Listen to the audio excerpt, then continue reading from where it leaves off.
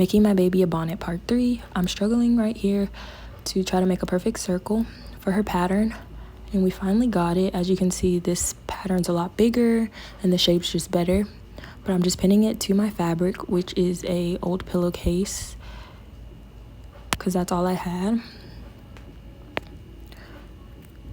And I'm just pinning it all the way around, making sure it's flat to the fabric. And then I'm gonna cut it out.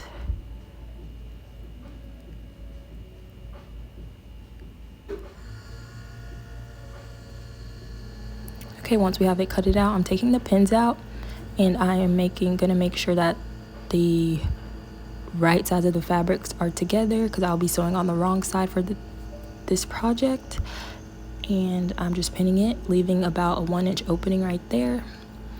And I'm just gonna sew about 1/2 inch around the whole thing until I get to that like 1-inch opening. That's where I'll be turning the fabric right side out through that hole. So I'm just going ahead and sewing it around.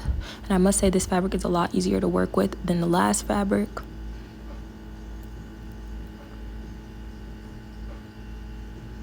And once I'm done sewing, I'm just cleaning up my threads, and I am going and cutting around just to relieve some of that tension.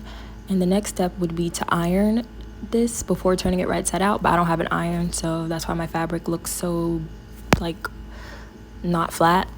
So I'm just gonna go ahead and mark 1 inch around. This is where I'm gonna be putting my elastic through, just marking it for me to sew. Then I'm gonna go ahead and sew along that guideline, cutting my extra threads. Then I'm gonna go ahead and insert my thread, my elastic, that is measured to the size of my baby's head all the way around, and then I'm gonna sew it closed.